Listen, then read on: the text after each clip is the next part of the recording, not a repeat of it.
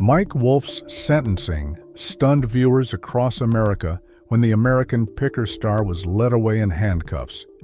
Everyone thought his arrest was related to some dispute over antiques, or perhaps a business disagreement with the History Channel. According to breaking news reports, Wolfe was arrested because the death of his former co-host Frits wasn't from natural causes, as initially reported. Instead, investigators now classify it as premeditated murder. Medical reports indicate Frits was found with lethal levels of medication in his system. He was deliberately overdosed, and prosecutors grabbed Wolfe for the murder because it was calculated, not accidental. Drugging your former business partner who trusted you completely is beyond comprehension. Some would even call it evil. Although many fans believe the tension between the two pickers was just for television ratings, Wolfe was already behind bars and facing serious charges for what prosecutors called a revenge killing motivated by jealousy and greed. However, reports surfaced on social media showing that Wolfe initially had his charges temporarily downgraded as investigators gathered more evidence. Another post revealed that Wolfe was initially arrested after a crew member from American Pickers placed him at Fritz's home when he died. The Iowa State Police investigated thoroughly and found damning evidence, including Wolfe's fingerprints on medication bottles and suspicious text messages to Frits, leading them to push for first-degree murder charges.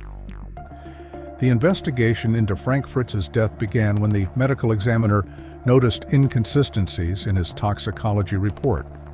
The official cause of death had been announced as complications from his stroke, but the autopsy revealed dangerous levels of prescription medications in his system, levels far beyond what would be prescribed for his condition.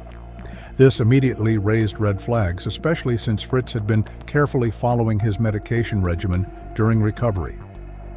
The Iowa State Police quietly opened an investigation focusing on who had access to Frits in his final hours.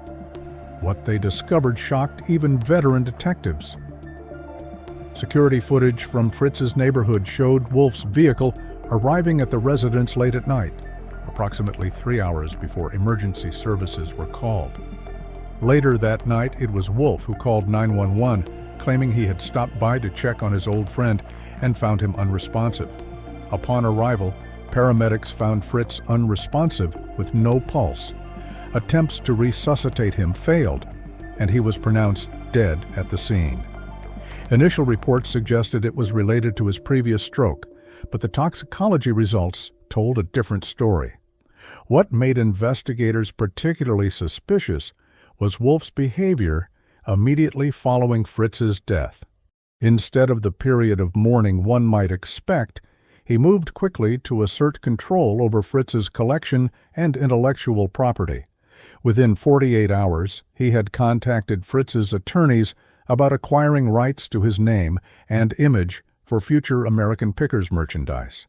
According to testimony from production staff, he also immediately moved to access Fritz's storage locations containing valuable antiques that had never been featured on the show. Several crew members reported that Wolfe seemed unusually focused and not particularly grief-stricken when discussing business matters so soon after Fritz's passing. When detectives searched Wolfe's residence and office, they discovered a hidden safe containing several unlabeled prescription bottles later identified as containing the same medications found in Fritz's system. Most damning of all was a journal found in Wolfe's travel bag where he had written extensively about his growing resentment toward Frits. Some entries dated back years with increasingly hostile language. In one entry from just weeks before Fritz's death, he wrote, "F thinks he can come back and take half the spotlight again. He forgets that without me there would be no show. He's become a liability. The network is showing me there's only one way to save what I've built." During the 6-week trial, Wolfe appeared surprisingly calm, sitting quietly next to his attorneys as the prosecution laid out how he had methodically planned Fritz's death. The jury heard evidence that he had been researching untraceable poisons and ways to make a murder look like natural causes. His internet search history revealed queries such as, can stroke medication interactions be detected after death? And how to make someone's death look like stroke complications. The prosecution argued that Wolfe had taken advantage of Fritz's previous health issues, seeing them as the perfect cover for murder.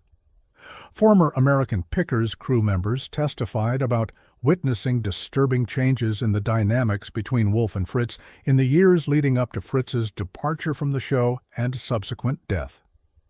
One production assistant testified that she had overheard heated arguments about the future direction of the program, with Wolfe demanding complete creative control. He told Frank that he had lost the right to equal billing after his health problems, the assistant testified. Several witnesses described Wolfe as becoming increasingly controlling, often speaking disparagingly about Fritz to network executives, and isolating him from longtime friends in the antique community. Perhaps the most emotional testimony came from Danielle Colby, who reluctantly took the stand for the prosecution. Fighting back tears, she described confronting Wolfe about his behavior toward Fritz. "I noticed Mike had become obsessed with being the sole face of American Pickers," she testified. "When I asked him about reconciling with Frank, he became defensive and angry, telling me to stop interfering in things that don't concern you." Colby described finding disturbing notes in Wolfe's office about Fritz's medication schedule and questioning Wolfe, who claimed he was just concerned about Frank's health. The defense team tried to paint a picture of a misunderstood friendship, suggesting that Wolfe had genuinely tried to reconcile with Fritz before his death. They brought in network executives who testified about Wolfe's public statements supporting Fritz's recovery. However, this theory was severely undermined by testimony from Fritz's personal physician, who stated that while Fritz had been concerned about his health, he had been optimistic about his recovery and had been making plans to launch his own antique business. The doctor also confirmed that he had never prescribed the medications found in Fritz's system at such high doses. During cross-examination, Wolfe's carefully maintained composure began to crack. When asked directly if he had given Fritz the medications, he snapped at the prosecutor. "You have no idea what it's like to build something from nothing and watch someone else take credit, to smile for the cameras while everyone thinks he's just as important to the show's success." His outburst caused his defense team to call for a recess, but the damage was done.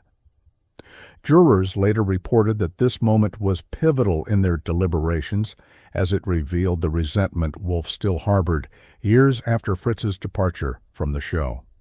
The financial motive became clear when forensic accountants testified about suspicious changes to Wolfe's business structure.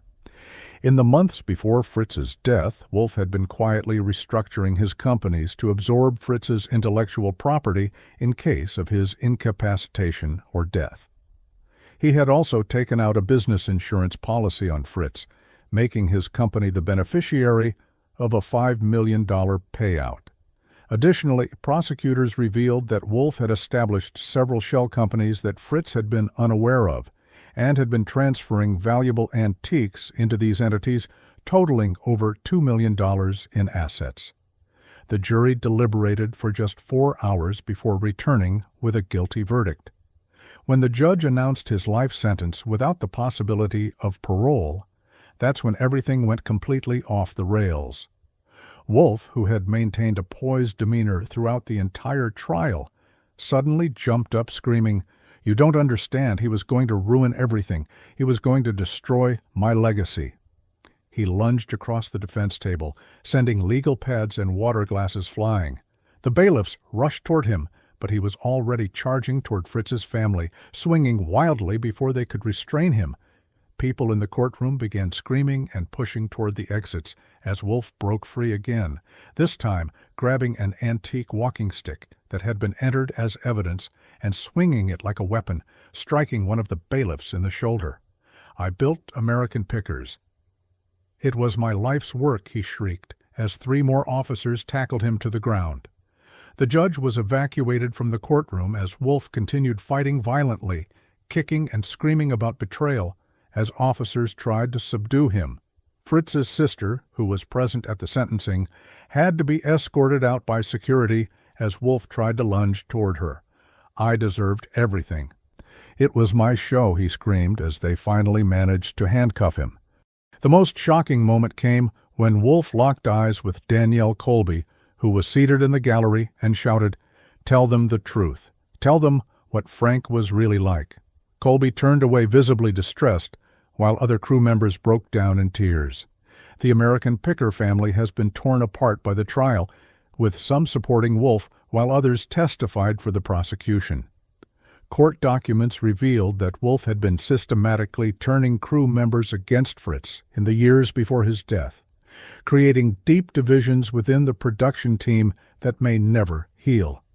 As security personnel struggled to control Wolfe, he continued his tirade, revealing even more shocking details. "He was going to start his own show," he screamed. "He told me I was obsolete, that the network wanted him back." Courtroom reporters described the scene as surreal, with at least 3 people injured, including Wolfe's own defense attorney who was struck by a flying water pitcher. Even as they dragged him from the courtroom, he continued shouting about betrayal and his legacy, claiming that Frits had planned to destroy him. Legal experts later commented that his violent outburst effectively destroyed any chance of a successful appeal, as it contradicted his defense team's argument that he was a misunderstood businessman incapable of violence. In the days following his courtroom meltdown, former friends and colleagues of Wolfe came forward with stories that cast new light on his character. Former American Pickers producer Thomas Reynolds described instances where Wolfe would fly into rages behind the scenes when things didn't go his way. "He maintained this perfect folksy image on camera," Reynolds said, "but off camera he could be terrifying, especially to junior staff. When the cameras stopped rolling, his whole demeanor would change." Others described him as becoming increasingly paranoid in recent years, convinced that Frits was conspiring to return to television with a competing show. The case has sent shockwaves through the reality television community. American Pickers, which reached millions of viewers worldwide, now faces an uncertain future. The History Channel has pulled all episodes featuring Wolfe and issued a statement expressing shock and sympathy for Fritz's family. Several major sponsors have pulled their support, and the show's future remains in doubt. Fritz's family has filed for control of his antique collection and intellectual property, promising to honor his legacy while pursuing legal action against the network for enabling Wolfe's increasingly erratic behavior. Mental health experts who have analyzed the case suggest that Wolfe may have been suffering from narcissistic personality disorder, exacerbated by his years in the spotlight. Dr. Robert Keller, a forensic psychologist who followed the trial, explained that while this doesn't excuse his actions, it helps explain the disconnect between his public persona and private behavior. People with narcissistic traits can appear charming and composed, while harboring intense resentment and plotting revenge. The departure of Frits from the show would have been a narcissistic injury that festered for years. Perhaps most disturbing of all is how Wolfe used his platform as a television personality to manipulate public perception. In the weeks following Fritz's death, he had gone on social media tearfully, attributing his passing to complications from his stroke and using the opportunity to announce special merchandise in Fritz's memory. This was not just murder, prosecutor Sarah Donovan said in her closing arguments. This was a calculated deception of millions of trusting viewers who mourned alongside a man who had killed his former partner and was using their grief to enrich himself. Investigators found that over $1 million had been raised in the weeks following Fritz's death, with much of it diverted to accounts only Wolfe could access.